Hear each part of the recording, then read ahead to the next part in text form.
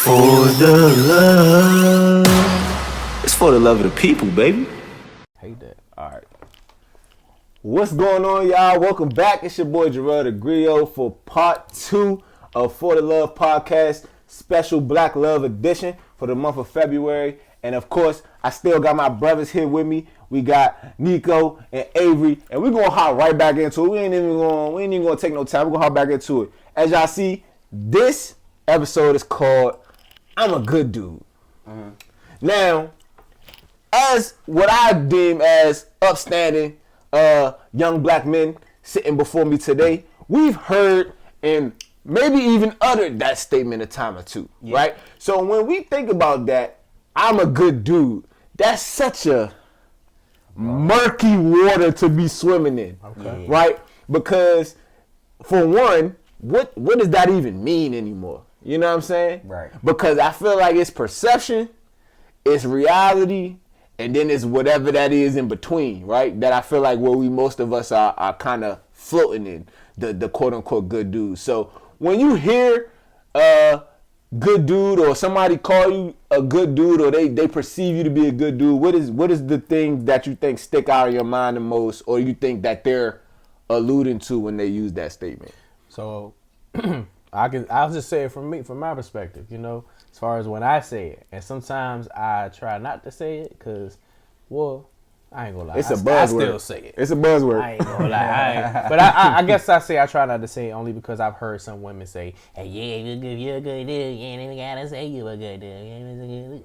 You know, but I sometimes, it just comes off. It just naturally flows off the mouth sometimes. And I'm like, man, because when I'm in conversation, especially with women, because I think for me it's just naturally. Now I'm a church boy, I say that, you know, I had that upbringing, but I'm like I'm real, like I'm like one of them, like, and it's funny because I've even been called a church boy. People will call me that even not even like having a full conversation with me. That's crazy. I've met people who just look at me and be like, yeah, what you about to go to Bible study? And they try to zone on me. In a negative connotation. Not to say that I've always gotten that, because my relationship with God was kind of I would say unorthodox. Mm-hmm. It grew from an unorthodox place. But when you hear church dude, like, or when you hear church boy or something like that, it never is like, oh, he's just a good man who know the Lord. Like, it's never that. It's never that. It seems to have a negative connotation. It was something, you know, something to get teased about growing up. Fact. Especially because now growing up in middle school and then high school, I don't know about elementary either, but middle school and high school, definitely all of the girls wanted a hood nigga, bad. I want a bad boy. I want a, you know what I'm saying? That's when, like, I know y'all hip hop heads, so y'all know all of the Lil Wayne's mixtapes was out. Drought, Jones, where he, you know, he had all the freestyles and everything. But Wayne was hot. So any dude, I mean, they wanted all the dudes with, you know what I'm saying, who kind of resemble Wayne in a sense, you know what I mean? And I was just a kid who just cut my hair. I had braids and cornrows and everything. Cut my hair and I got the curly hair. Who you take a curly hair? What is that? You know, ain't nobody on here curly hair except for B5. Facts. You know what I'm saying? You know, it's funny. You know what I'm saying? Hey, so it was and I promise you, I gotta say this, because since I said B5, and this is really random, but I remember it was in middle school, 7th grade. Never forget it. It was this new dude. He was just like rapping, and he was rapping, and I went up there. I don't know what made me want to go up against him, and I was like, I went up against him like the battle or some 8 Mile stuff, and I was like, this nigga said some little line that like got everybody, oh, and I just had to walk home because it was over. Because he was like, you look like B5. I cut you with 5 knives. Ooh. And I was like, all right, fam. But like, needless to say, I went back there the next day. I'm like one of the little weird kids. I went back home. I went in my room, had a whole. Oh yeah, you gonna wrote. I came back to this thing. Oh, you got a paper. You said B5. I'm be ready now. Paper. What you mean? Yeah, but nah. So basically, man, like for me, it took me a long time to just embrace the fact that I was a genuinely good guy. Because there were even times in my early 13, 14, maybe 15 years old where I tried to be a bad guy. Like I got cousins, got family, got friends who may be in who know about the hood, who been did some things here and there, and I realized a lot of girls in the generation around that time, they liked the dudes who got in trouble. Facts. I got a piece that I did perform. I think it starts off. Girls always had a thing for the niggas who would get in trouble, get bad grades, and skip school. So I tried it, but it never felt right. It never felt like me. You know what I'm saying? So, but that was true. Like they like the niggas who would get expelled, suspended, fighting, this and that, bye, all that, and I was like, what do I don't know. I try to do that, and I try to be like my older cousin. You know what I'm saying? I try to talk like that. I try to switch my I don't know how to. What's good? What's up with you though, Shawty? Like, what's good though? You nah, man. Like, I try to switch up everything. Put a little swagoo on there, but it took me like a long time, and then like around college, to finally just say, yo, you are just genuinely nice. Like people, it's just, you can't hide that. You know what I'm saying? I was talking to y'all earlier in the other session with the podcast, talking about how like y'all talk about how much I love and how much I show love. I can't hide that. You know what I'm saying? Mm. And so to me, the whole church boy, you a good boy, you a good guy, you a good dude, you a gentleman, all of that. I just said, you know what? I'm gonna embrace it. Mm-hmm. I'm gonna embrace the fact that I just love women. I love the love. I love shower you with love, and it might be to my detriment, but that's just who I am. You know what I'm saying? Whereas like some people just don't. Some people like, man, I'm a toxic ass nigga, dog. You know what I'm saying? Like, you know what I'm saying? I got man, fuck that bitch, dog. I got a couple Jones on the line. You know what I mean? And I just can't. I can't do that. Mm-hmm. Like, I don't have the energy to do that. I'll slip up. Like, listen, I can't cheat. Listen, I can't even lie. You know what I'm saying? That's why I say I'm a good dude. Like, when I tell a woman I'm a good dude, I really am, because you gonna know if I'm lying. You gonna know if I'm lying. You know what I'm saying? so I'm like one, and I'm so much of a good dude that I embrace the fact that at times I could be corny. Yeah. At times I could be a little weird. At times I could just be, I could be like that uncle, or that I'm a goddad. I could be that that play with the kids, all of that. Joking. But that's who I am, and I embrace it now. You know what I'm saying? So that's I think that's what just, to me, a good dude is just embracing your morals, embracing the values, that's embracing loving on women and loving on your guys, man. So, showing people support and embracing that, like embracing the fact. And I said this, there's a post I put a few different times, embracing smiling in pictures. I posted, it's like, bro, I remember taking headshots as an actor. So many people told me to smile. I didn't smile because I feel like in our culture, especially in our black community, dudes ain't supposed to smile. Yeah. You ain't smile. You get looked at as soft, or you sensitive, or even you might be, oh, you gay if you smile in a picture. You know what I'm saying? Or, dang, my joy has now made me homosexual. Exactly, right? Exactly. It's like, even if you in pictures with moms, you know what I'm saying? Moms or family or whoever, it's like, man, I had to get out of that, especially how I look. You know what I'm saying? I got the quote unquote, pretty boy look, curly hair, whatever. Yeah. So it's like, I already quote unquote look gay to some people, or look sensitive or soft to some people. So then if I smile in pictures, it's even worse. Confirming. You know what I'm saying? So then but then it took me a long time to even just embrace that and start taking pictures with headshots and smiling, or posting that. So then it's like all of that put together in one. It's like, man, it's just like, I started to embrace the joy, the happiness, the peace. You know what I'm saying? The love. I started to embrace my family. The love, my mom is just on my hip, and I embrace that. I embrace all of that, because I realize a lot of times when people down talked me or bullied me, teased me about all of that, it's simply because they didn't have it. Yeah. Or because they don't have the capacity to have it. Facts. You know what I'm saying? Facts. So that's just me, man. What you think, Avery?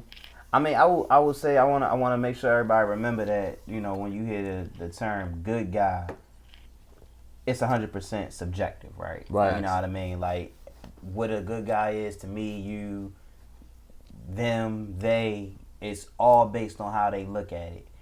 And because of that first knowledge, it's hard for me to peg somebody as a bad guy. Okay? So, you know, I'll embrace the character of a good guy. You know what I mean? I'll embrace it. I'll say I'm a good guy. I know depending on certain circumstances or experiences I've had with certain people, they might not agree. I say fuck all that, because the thing is, going to you a little bit, Neko, about what you just said.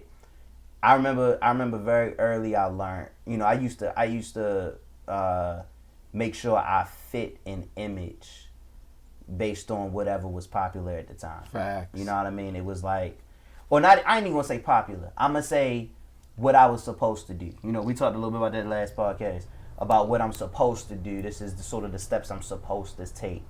After a while, I definitely said fuck all that. I was definitely in a situation of like, I gotta do what makes me feel good. I gotta do and be who I believe I'm supposed to be. And in that mindset, I'm a good guy if I'm staying genuine to what I say.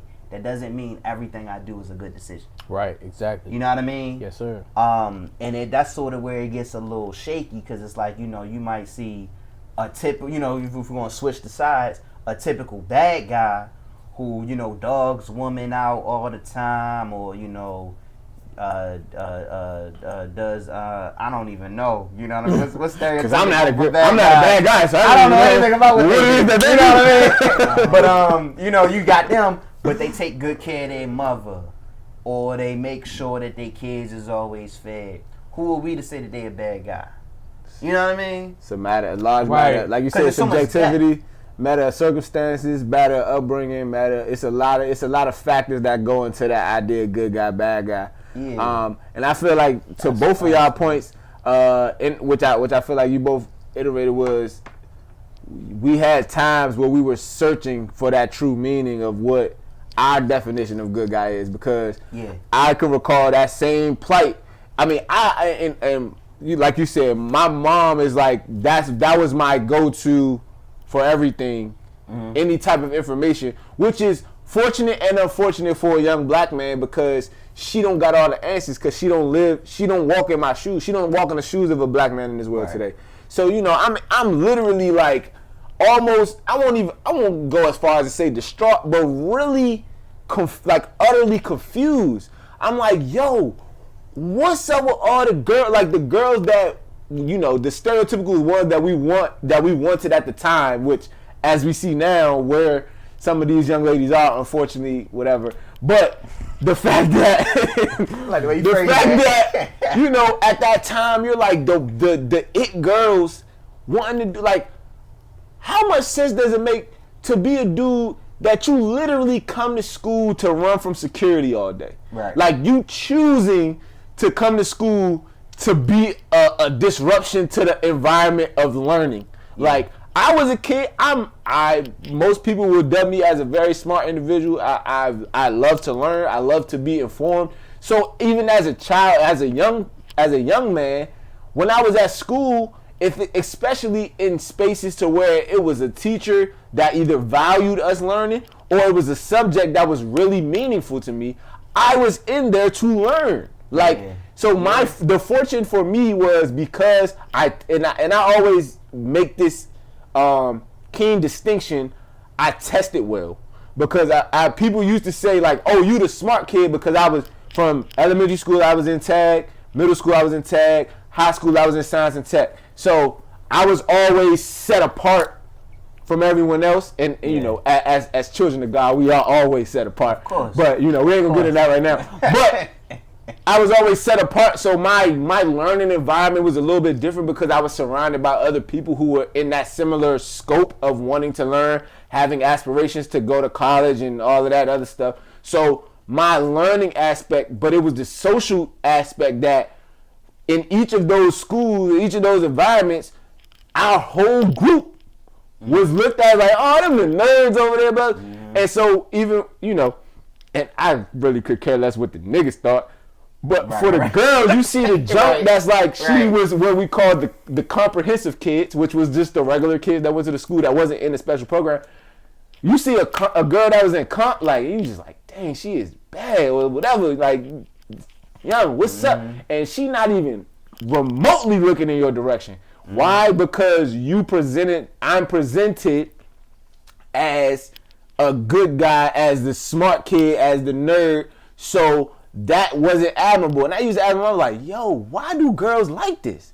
Why do girls like this? And all she used to say was like, that's just how girls are at this stage of life. When you get older, you'll see that they start transitioning and they're gonna be wanting to do that are successful. And I'm like, and we see now that unfortunately, right. That's still ain't the case. That's still ain't the case. But it's the whole idea of where do I fit in and how do I fit in if I'm supposed to fit in?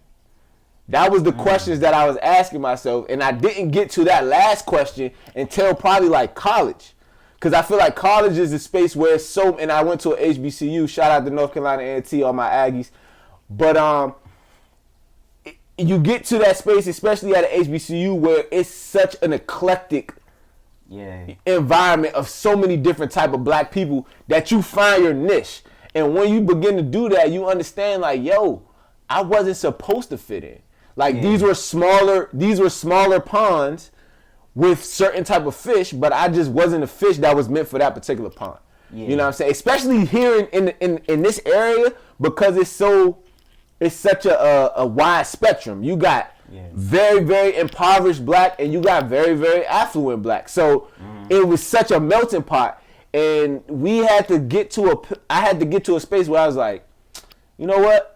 I'm who I'm supposed to be, and the people that I'm supposed to be around, the environments that I'm supposed to be a part of, the communities that I'm supposed to be a part of, will embrace who I am. So even when we go back to talk about what we talked about in part one, that authenticity matters.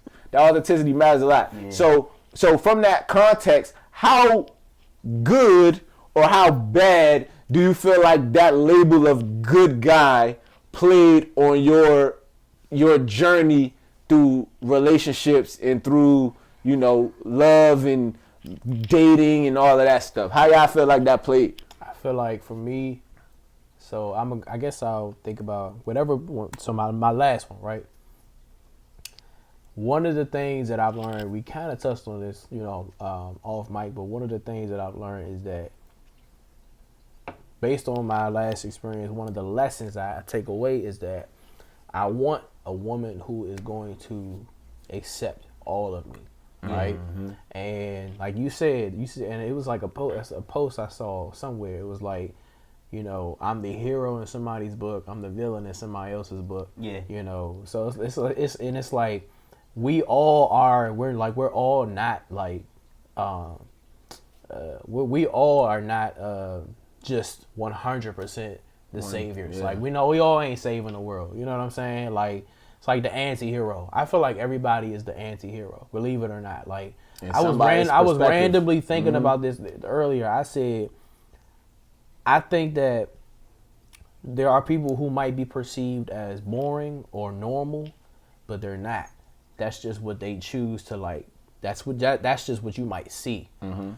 What you hear, you might not hear them in the shower. You might not hear them when they driving. You might not see them behind closed doors. You know what I'm saying? You might not see them when they talking to their mom or their siblings. You also might not see them at a sports event. You know what I'm saying? Like I don't think I just thought about this earlier. I said I don't think nobody's boring or normal. It's just even when somebody says that they're quiet, I don't think that they're really quiet. I just think that they're just very selective and limited in what they show people. And they're like just sitting back and sometimes really it's like they're hurt. Sometimes either they can be hurt or they can just be very experienced in life to be very selective. You know what I'm saying? So for me, it's like, man, like I've learned that like my last relationship, right? Like going back to when I said about the whole church boy thing, right? I'm very well, like I actually got an associate's in biblical studies and like I'm very in tune. Like I love, the word of God and all that, right? Praise God, brother Neko. But the thing is, the trick of that is if somebody was to fall in love with just that side of me, and then they might say, oh my gosh, he is such a good man. It's a man of God. Wow, he prays for me. He does this. I seen him raise his hands and worship the Lord and all of that. But they won't. But as soon as I got a wild side. But soon as I like, they not gonna. What if they say? What if they judge me because I like to go party? Right. Right. What if they judge me because you be in the go-go like yeah? This. What if they judge me based upon like how I am in traffic, or if I'm because I don't like being late. So if I feel like I'm late, Somebody's gonna get it.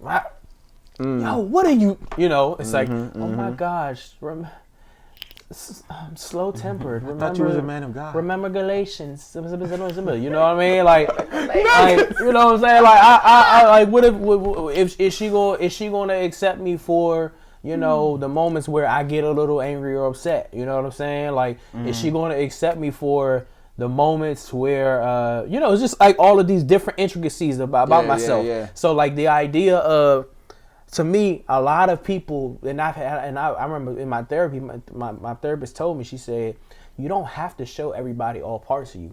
Whoever is close to you, they know, they get access to all parts, they really know you. But other people, if they only, because I used to get mad because, going back to getting teased about other things, I used to get mad because other people only, they church boy, but that's because that's all they saw. So they kept teasing me about that. But then what I tried to do is I tried to force them to see other sides of me, when in reality they didn't have to. Yeah. You know what I'm saying? Only people got, like, y'all close to me, you know what I'm saying? Y'all can see it. But for me, it's like, man, like, people, I maybe some women might have got turned off, you know what I'm saying? Because they thought I was just this one way, and they thought I was just good. Oh, he's just a good. Now, knowing, like, I love what you just said earlier. It's like, you can still be a good man or a good person and then still make bad decisions. You can still be a good man, a good person, and like, man, money management ain't my fall short of glory. You know what I'm saying? Or listen, man, I'm sorry. Look, they got on my nerve. They really pissed me off, man. And I'm sorry. I said something I shouldn't have said, but that's still a good person. You know what I'm saying? So that's because we touched on that word good. My therapist helped me out last year to take that out my vocabulary. Stop right there. Yeah, I did notice he just said my therapist, meaning that black men can go and get guidance on their mental health and emotional well-being. I just wanted to put that out there because in the 2021, 2020, well, from basically this whole pandemic and moving forward, like, that's been a very strong ideology that I've been growing in, understanding how important mental health and emotional health is to your total makeup. So the fact that you said that, I just wanted to make sure you highlighted that. But yeah, for sure. Yeah, I'm wrapping it up, man. I just think that I've learned. She told me, she was like, you got to take that out your vocabulary, because if you call yourself, if we're so focused on being good, then instead of just being who you are. Facts. You know what I'm saying? Like, the idea of being good or being bad or this and that, instead of just being you. Yeah, we spiritual, we freaky, we love this type of food, we like that type of food, we like to, we were friendly, we're mean, we this, we that, we're all different types of things. Multifaceted creatures, as always, and I think that speaks back to the whole thing we talk about, like, black people generically, black people more specifically, black men even more specifically, are not monolithic. We are so complex as individuals that we can't be put into one category in one box and expect you just every aspect of your being to align with all that. So that's real life. That's real life. So what you think, Avery? You cause you talked last week. I mean the part one about being able, monogamy just came natural to you, and it was able to just be up in the space. So what you think about how did the ideology of good dude play into your dating life as a young man? Yeah, I mean, I will say, I don't want to generalize this statement, so I'm not going to generalize it, but I'm going to say it very generally. I love this dude, man. I love this guy right here, dog. Nah, I think the big difference between good and bad is I felt like once you embrace good guy, once you like, all right, you know the saying nice guys finish last and you know all that derogatory shit, I believe personally, because it's not last for me. I got a lot of life ahead of me, and I ain't finished, but I ain't finished. But I feel like good guys have more of a place to choose than bad guys. Break that down a little bit. Let me flesh this out a little bit. So my ideology and my experiences, and I used to talk to a bunch of friends and really give them real sound advice about this. But I felt like, and I still feel like, girls have an upward hand in the selection process, because just like what we was just talking about all the girls wanted the bad guy. We saw all those girls that we saw as desirable and what we wanted is off limits because we knew what they wanted. So that was, they got to choose what they wanted. They chose the hood nigga that was trapping out his grandmother's basement. You know what I mean? That's what they chose. They was untouchable. We couldn't go over there and choose because we chose we chose to go where we went. Then you go to the good guy phase of like, all right, let's say before she know you a good guy, she start talking, y'all start talking, and she start talking about how she craving, I don't want to be stereotypical. Go ahead. She start craving hot chips. You know what I mean? And you like, when you got one of them that like the hot chips. Pull your glasses down. Hot chips. Oh, Jesus. I'm sorry, your name ends with an A. You know what I mean? Like, I'll pass. I need someone who plans to go to Harvard. Nah, but I mean, you know what I mean? But like, I felt like once, being a good guy, and once you embrace, so I feel like it could go the same way with bad guys too. Once you embrace who you are and what you intend to be, from your perspective, because it's still subjective. I 100% believe it's subjective. I don't believe what somebody thinks of me is what I am. Right. I believe what I think of me and what I want to put out, that's where I start feeling failure or shame or judgment, is if I don't put out who I know I'm capable of being. But when I know I'm a good guy, I know I'm not going to settle for nothing. Ooh. You know what I mean? And I know that if your biggest accomplishment is being with a dude who might got 2,000 but got it illegally, and I know I don't want to do that, because not saying people that do that illegally is bad guys, but knowing that I don't want to do that, I know I don't want to mess with you, because that's not the path those are not the steps that God ordered for my life. You understand?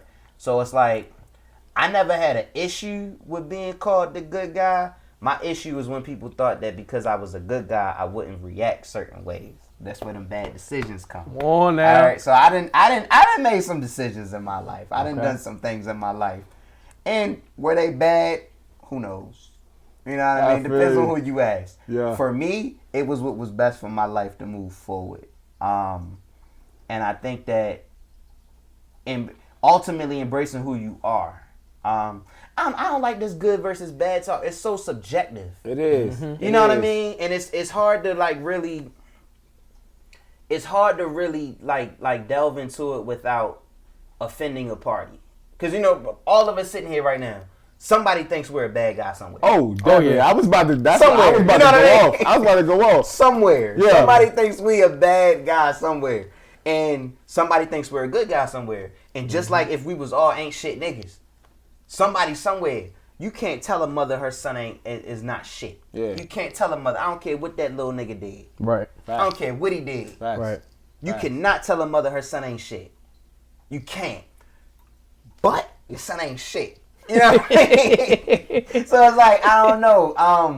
I think ultimately embracing who you is and embracing what you want to put out. Like what we gave you all the flowers for earlier about putting out who you are. Mm-hmm. And that burning feeling you feel, I feel that too. Yeah. You know what I mean? I feel to the point whenever I disrespect somebody ill-intentionally, I do feel guilty somewhat in my own self-conscious. You know what I mean? Whenever I use somebody for a situation ill-intentionally, I do feel guilt for that, and I feel like that's not part of my nature. Wow. You know what I mean? It's against my nature. It's consciously against my nature, and it hurts me.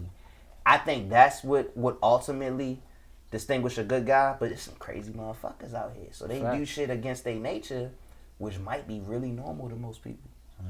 You know what I mean? I feel that. That's so I value and definitely respect and agree with what both of y'all said. I had a slightly different path in terms of my good guy nature, because like I said, based on the environment that I was brought up in, like from my social, because of basically as young people, your social environment is school. So because I was in these special programs, it was like I was surrounded by other good dudes. Yeah. Right? So, but now even within that, there's a spectrum, right? There's the super good dudes that he's striving for valedictorian, and he's not even looking at girls because he's focused on his studies. And then it's like, I just happened to, my big cousin had let me smoke with him that morning, and I had passed this test by some form of events, but I'm really not even, I don't even know I'm in here, so I'm really over this side hanging with these niggas, but I just happen to be in classes with y'all. And then it was the niggas like me that kind of played the middle, which I found my niche, which was you be the good guy with edge. That's where I found my, not even necessarily, and I'm not even gonna say I found my identity in that, but that is the personality, the nature that I played to that was most beneficial, which we talked about earlier. You can't base your nature, you can't base your identity on what is best received, but what is you truly. Yes. So what happened was, I was the good guy because, like I said, got good grades. I was what I always used to deem PA, which is parentally acceptable. Okay. I like that. When, it was never a problem. Like if a girl was like, okay, he can come. Oh yeah, Jarrell, he can come over because he's a good guy, right? But in actuality, you know what I'm saying? It wasn't the same way from her, but she was like, this works because I can potentially, he can be around and not be offensive to my situation, but I can still get a little bit of that bad boy nature from him. Right. So even in the spaces of, and like I said, it was largely my environment was constructing my identity as opposed to the other way around. Okay. So falling into that and seeing the success that came with, I played that guy. I played the guy that's like, yeah, I'm very well spoken, and I can go and smile and say, hey, how you doing, Mr. Such and Such and Mr. Such and Such? Oh yeah, we're just going, and then be being reckless on the other end. So it took me to this day, and I like how you put like even good dudes make bad decisions, because I made a lot of them. I made a lot of them. But what I began to understand about myself was, as you said, it's no one piece of you. It's a bunch of you. Yeah. And when you begin to start breaking down the pieces, where was that desire to be edgy, or that desire to feed into what was expected? What was expected of me? Not as the good guy, but what is expected of me as the black boy that's socially acceptable amongst his peers. Right. That edginess was what I was claiming because that was acceptable. So that goes into the idea of like our security, what women normally call the security. So like even when you talked about earlier, where when you begin to groom yourself to be that person that's going to provide a security for your woman. What they deem security, I simply call ego. Yeah. So what I was doing was using the aspect of my personality that was going to feed my ego the most. Wow, that's big. So if I'm a person that, even though I'm a good dude, like I have aspirations. Y'all see all that I'm trying to do right now, you know what I'm saying? Even before I got knee deep into this person that I am, I always was aspirational. I always knew I wanted better than the environment that I saw around me. Yeah.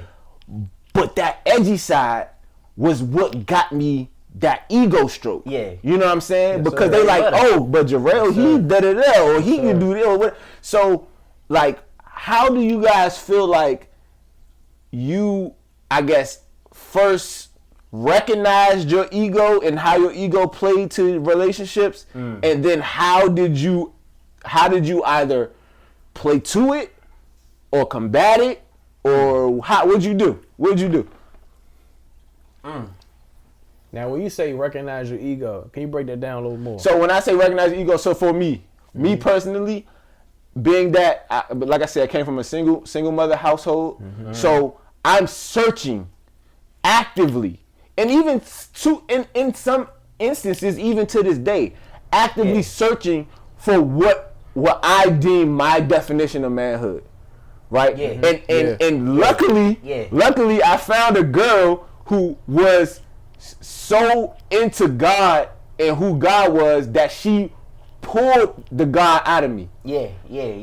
Because if I was with somebody who didn't have that, who knows who I would be at this point sitting here today. Hallelujah. My ego would have probably played the biggest role in the decisions that I made. Yeah. But because I had to begin to view myself from not just a man or male, but like a divine man, I had to like deal with my ego. Like I had to deal with my ego. I had to humble myself in a lot of ways because that shit wasn't gonna work. You know so what? when I say describing ego, I just mean like that carnal nature that you have for in all instances. I mean, I guess it's like how you want the world to serve you. That's what I feel like your ego is. It's your idea that the world is supposed to serve. It's the self-servitude that a man has by his carnal nature. Like womanizing, whether it's, being super aggressive and super,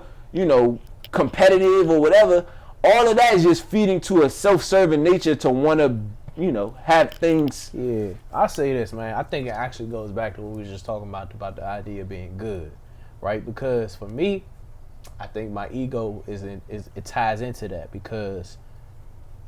So I feel like when I was growing up, so elementary school. I mean, I'm not saying, I don't want to say like I was like a cornball and nothing like that. Like I people knew me. I had friends and stuff like that. Like middle school, I was like somewhat popular and whatnot. And people knew me. 9th grade, 10th grade, people knew me because we all partied at the Go-Go's and stuff like that. But for the most part, right? Like we all know who we talking about. We talking about the women, right? So I feel like older people, older generations, they kind of propped me up a little bit too much, Mike. They was like, they said, "Oh, you're such a this," because they picked you out of the bunch. Oh, you so wow, you're such a good kid. You're such a smart kid. I don't want to cut you off, but you know why though, right?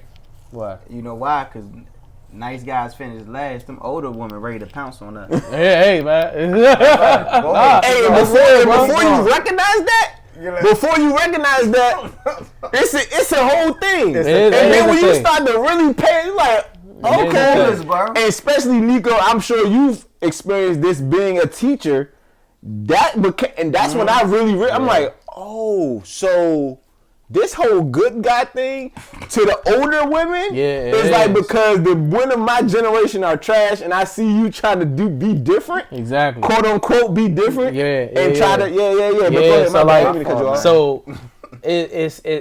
So I didn't, I'm not exaggerating because I guess it's my truth, right? So from my generation, right? I didn't really like. I think I fed into all of that, right? And so for a long time, even just like Avery said, it's like I love how hesitant you was about the whole good and bad thing, because and then I go back to what my therapist talked about stop using the word good, Because we all have all of you just you. You know what I'm saying? Like, don't, you know, how would you describe yourself? Man, you probably gonna find a little bit of everything in me. You know what I'm saying? So it's just my version of it. You know what I mean? And so it took me a long time to admit that, because for a long time I was so caught up in wanting to be nice to everybody, good, you know, kind, all of the nice, you know, pretty little words that you could have, all of that. I wanted everybody to have a good perception about me. I wanted and I think that ties into the ego thing, because it was like, oh, you can't say shit about me because look at my reputation. Yeah. People know. Yeah. Like, I'm always the nice guy. I'm always and I think that I fed into that. And going back to what we talked about, how other people got different opinions about that. You know what I'm saying? So it's like I can say it all day and I can say that.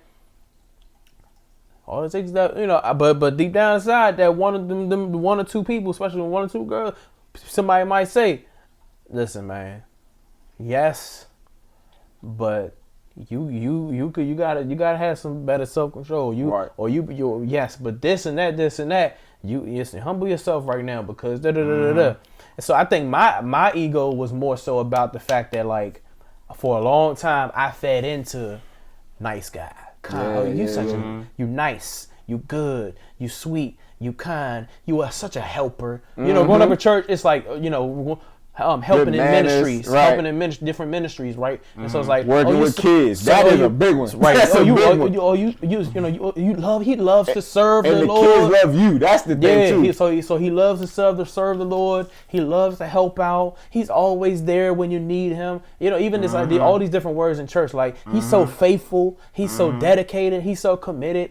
And so that's why, honestly, like, the last few years, I pick and choose on when I, like, if I'm not available, I'm not available. If I'm physically or not available, cool. But if I'm also mentally or emotionally or even spiritually not available, then I ain't doing it either. Facts. You know what I mean? So, because before before I did everything, and I was always there all the time, was there early, left late all the time, and then that fed into my ego, because it was like, you better.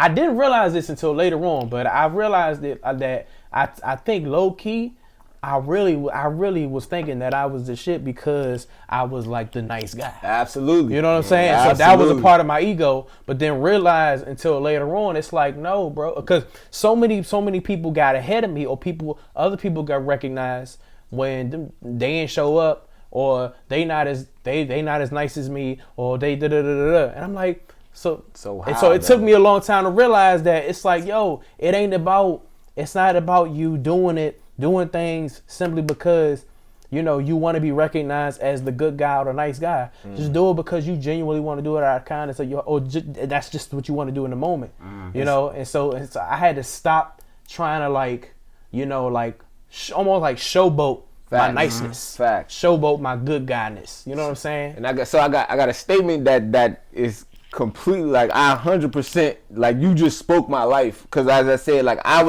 worked at a school for 6 years, and being one of the only men in there, and being that person, I'm literally, because I understand that this is an important role. People always telling me, like, oh, we value you so much because of the fact that, you know, it's not a lot of male role models and and now, because of all of that.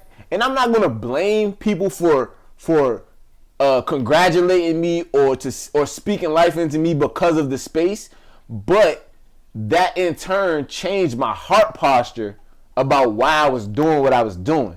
Because now it wasn't now. When I first started teaching, I'm like, man, I love kids. You know, that may even be somewhat frowned upon for black men, like, because, you know, that you don't see them in them environments because it takes a level of authenticity and a huge amount of vulnerability to not only just work with kids, but for them to be receptive of you. Yeah. So that was where I started. But with all of the, you know, I even got accolades in my school or whatever, you know, and they always like, hey, Jarrell, we just appreciate blah, blah. But it's like my heart posture about it changed because, like you said, it was no longer about the purpose of what I was doing it for. It was about to ensure that I kept the image that they believed that I was, keeping that image. So, so that I 100% agree. So my question now is, from that realm, do you ever felt like you use other people's perception of you to your advantage? Absolutely. Especially with women. Absolutely. I used it and it worked most of the time. It be working. Because it be working. Like you said, it worked. It worked because that good guys make them guards get dropped a little bit. It worked because it was halfway truthful. So I, because I could. You can pull from some. I can pull from it because it was truthful. But of course we already know. But like I said, halfway true. Like I said, halfway because that's still a lie. There was still other parts of it that I was hiding. You know what I'm saying? So I used it to my advantage all the time. I mean, especially like using it to get ahead in life. Used it, for jobs, for school, everything, man. And it's like I already know I'm the guy that did the homework that everybody got mad at. You know what I'm saying? I'm the you was that guy. Hey teacher, you didn't collect the homework yet. I'm the guy. I'm the guy who's like as an actor, like when you study in theater, you might have to like put up in college. You got to put up your scenes for class. I'm the guy that's like, man, let's go first. No, I want to go 15th. Like, man, I said, let's go, man. So like, I'm the guy that's like the that don't really care. I'm like, yo, I did the work. I did the work. I want to do it. Cool, let's do it. And whereas like everybody else, I've gotten a lot of people mad at me before because of that. You know what I'm saying? But I used it to my advantage, and it was some negative parts of it too, because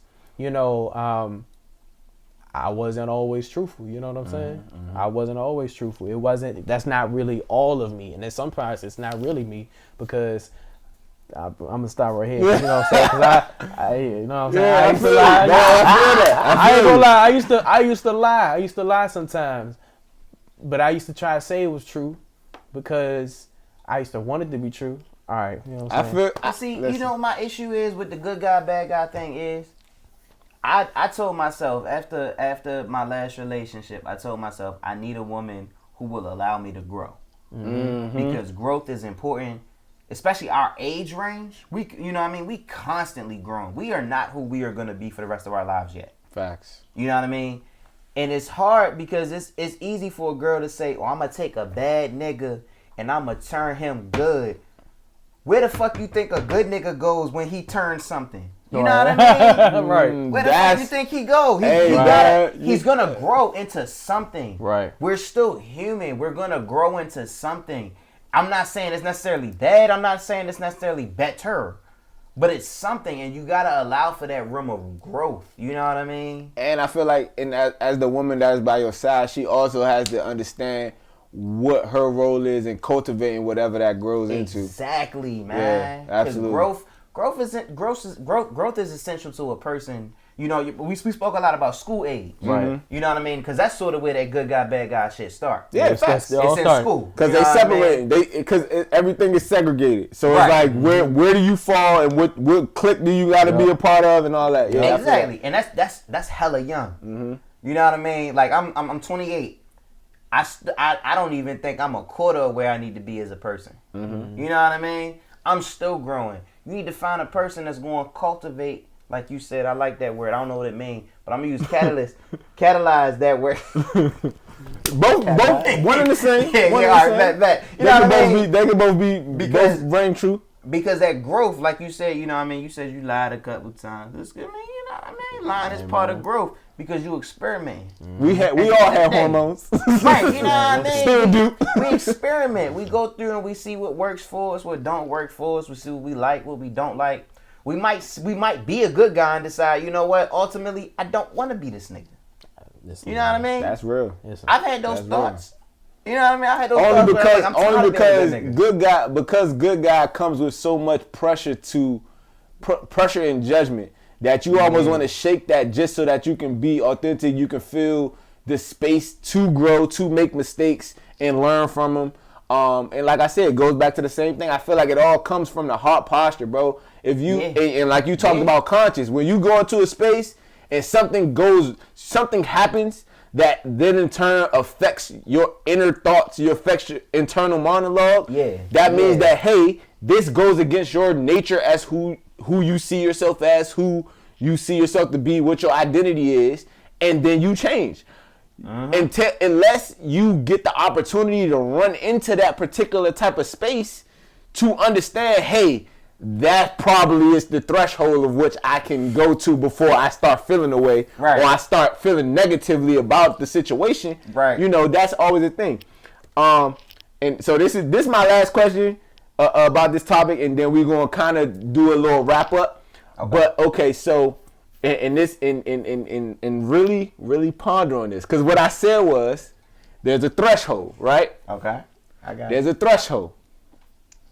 Now, does the type of woman by which we've all admitted to using our good guy to our advantage, does the type of woman who you, for lack of better words, take advantage of with your good guy affect your conscience after the fact?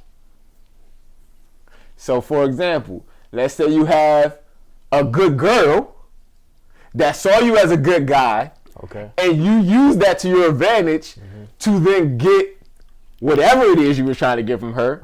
We all know what that was. And therefore, because she was a good girl initially, now you feel bad, versus a good girl a bad girl, quote unquote, you know, and all of these are air quotes because as Avery said, it's a spectrum. Nobody is in the box, but a quote unquote bad girl fell for your good guy, and you used that to your advantage, got what you wanted, and then felt no type of way because that's just expected of her already. So my question is, was there ever a time, or is there ever a circumstance where the girl in your perception of her changed your conscience about using your good guy to your advantage? You know what? Go ahead, bro. I had to save the stumble for the last question. I had to. You know, honestly, as far as change my perception, or does that affect your conscience at all? Like, if she's a good girl versus if she's a stereotypical good girl versus a stereotypical bad girl, your man play in that situation, is your conscience affected based off of the type of girl she's perceived to be? So I say, okay, so I guess I'm the single guy on the couch, right? Yeah, because everyone's like, I don't got shit to say. So I say this, right? In terms of like dating and getting to know people, or just doing all of that, right? I have learned to, because growing up, I was the one that always got dumped or got rejected. The one all the girls told, "Hey, I'm sorry, it's not." So now I'm learning how to do that for myself too, right? Because realistically, I could have done that before. Like, there's some relationships I could have stepped out of before, but I never like being a quitter. You know what I'm saying? So now I'm learning. We're gonna talk about that on the next episode. All right. Now I'm learning to like just be honest, right? So you know what? I'm gonna say it, okay? So I'm gonna admit to one of the lies that I've said before. Hey, please. Right? All right, here we go. School the people. Dang, this gonna be so wrong, but y'all probably. Hey, somebody's gonna learn from this though. Somebody's gonna learn from this though. See, I probably might laugh at this, right? So or be like, yeah, I did that. So being an artist, right? And you're around artists, right? Dang, this gonna suck. But we always, like we said, good men make bad choices. You know what I'm saying? So you might around other artists, right? Which also around like women artists, right? I might have lied to them and said that they were good when they was, but they wasn't good. I was really feeling that piece. Or that piece was so. Or like it touched a special place. Or like I might have said something like, Okay, so I also have like, y'all know about spiritual gifts, right? Yeah, Like how yeah. and I was, and spiritual gifts can be like, you can have, like, I realized taking tests and talking to people, I have a spiritual gifts of like encouragement. I have a spiritual gift of like, Exhortation. Exhortation, right? I use that. Those are the gifts that I abuse that to the most. I can admit that, and I take that, and that's when I incorporate a little line to it. And I'm a big paragraph texter. I don't do it anymore. Get you to see the best in yourself. So you don't all even of look that. at me. All of that. All right? you looking at is a reflection. All of that. Oh, boy, you better all of speak, that. nigga. So I can admit that there were times where You a dog. where I would be like, I'll be like, all right, I would literally be like, wow, all right, let's do a quick role play. All right, I'd be like, wow, I just think that like you really got something. Like, just I've been listening to you for a while, and I think you got a great voice. You're amazing, man. Your songs, you really be doing it. Like, your pen game is strong too. Come on, girl. She be like, stop. I'll be like, nah, I'm serious, man. So what you doing next week, man? Listen, we gotta work together. You know what I'm saying? Da-da-da-da-da. All of that, and it's just hype. And I know I had that gift to like props in my ear. So I abused it. You know what I'm saying? I've done that a few different times. You know what I'm saying? And there are times I told the truth. Nah, I ain't gonna lie. But there's sometimes also where I've used that and I've lied and because, I realized that, also art is sensitive. So it's like if somebody says something, you already know, like, dang, man, I appreciate that, man. Thank you. So for me, I've done that, and I put myself in that situation before, but I also, in other situations, I had to be honest, and I had to go back. And I'm not saying I'll go back to that person. I might say, I lied. You suck. I ain't say that. I ain't say that. But like, let's say, for instance, like if I'm into talking to somebody, right, and I realized I only liked them for physical, or I only went to them for the physical, or I saw them for something, right? And then over time, I've been praying to God to give me more discernment. So over time, I catch some things. I'm like, man, I'm not really interested.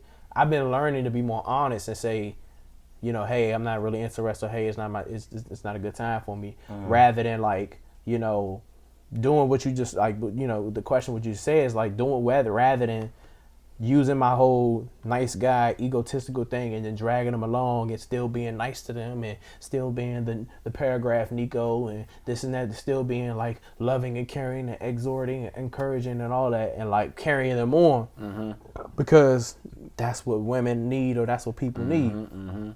So I have done that before, but lately I've been trying to do my best to like go back around and have those conversations and say, hey, look, this ain't really, you're really amazing person, but this is really not it, But I've done that too many times, way too many times in my lifetime, where I've just kind of taken advantage of all of the spiritual gifts, all the gifts that I had, and just kind of lured people in, you know what I mean? So I feel that.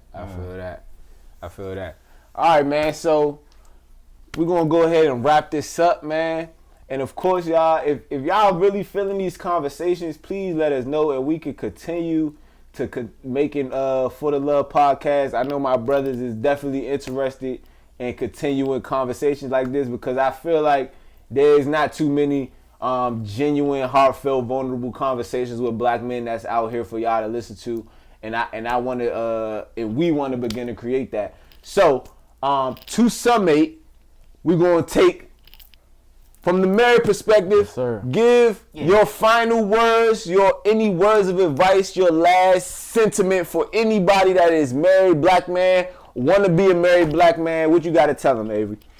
Okay, I would say for all married or wanting to be married black men, you gotta find yourself. I think that marriage is an extremely significant thing, but it's also fragile.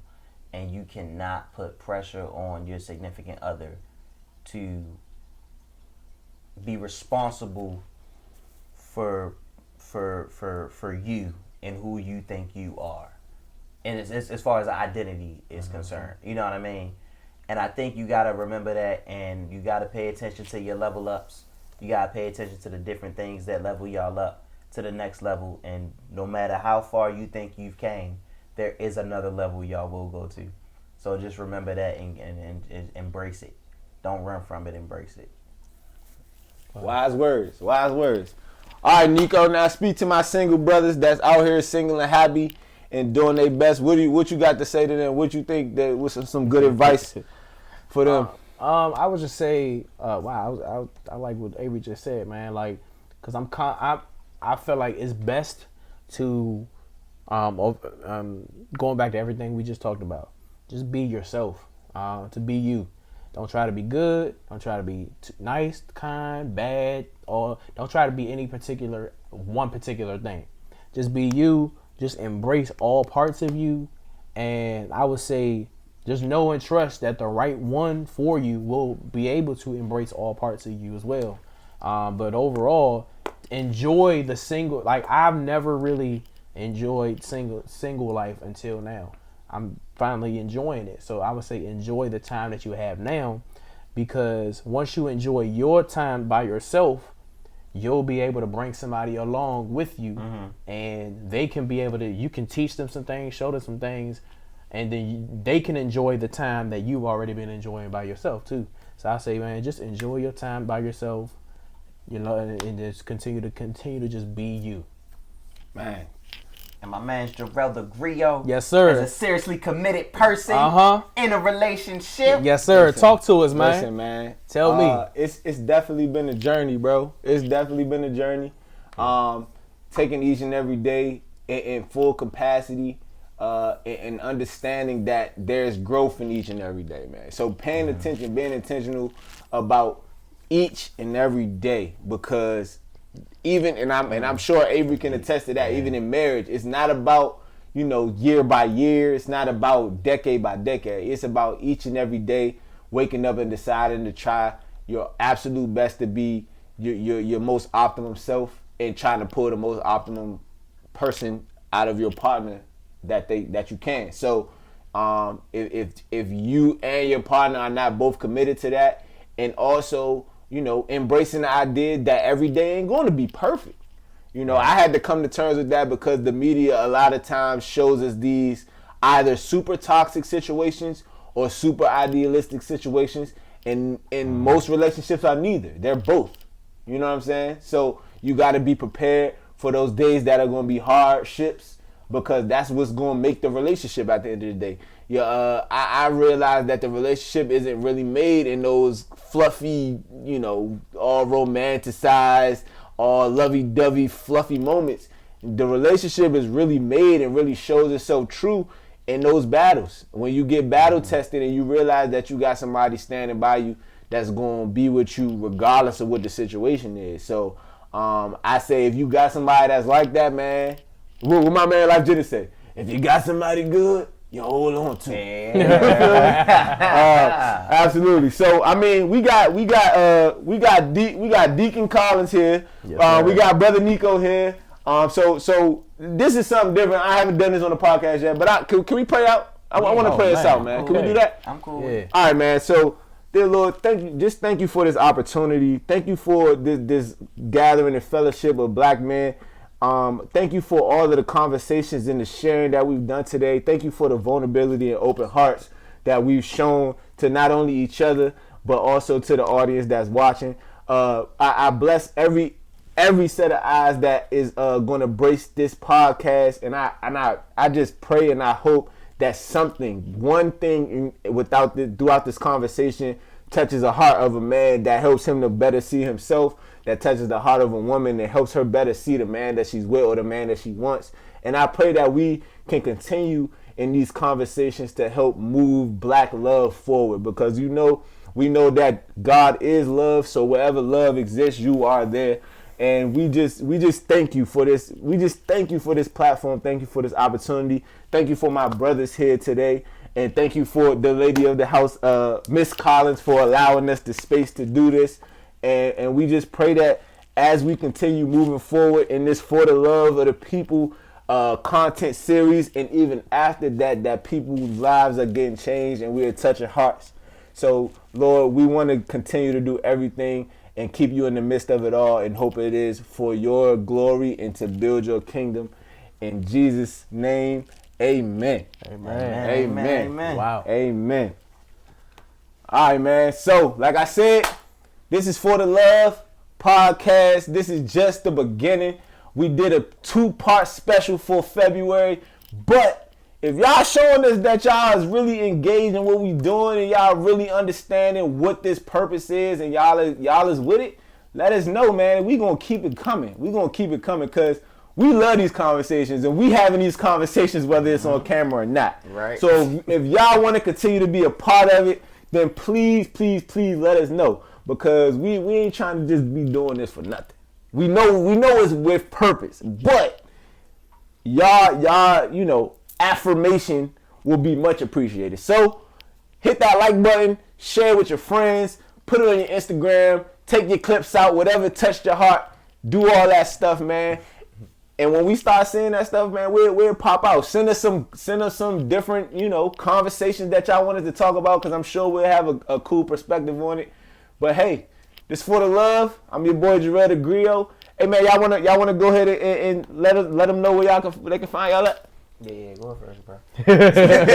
Man, what's up, man? Y'all can follow me on all platforms at Neko Ramos, NEKO RAMOS.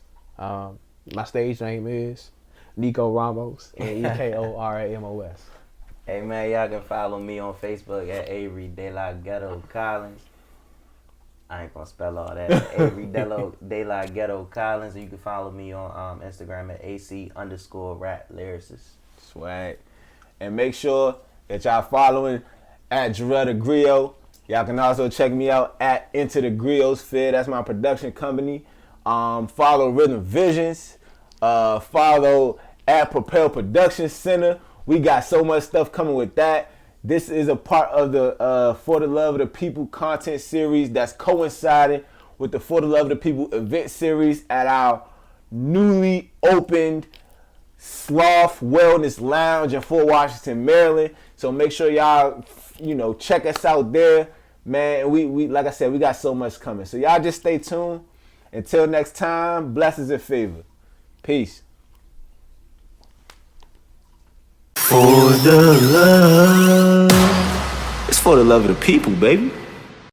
Hey y'all, it's your girl Lauren Jones with Propel Production Center. And I'm Jarrell T.G. with the Griosphere Productions. And we are collaborating to bring you Artful Conductor TV.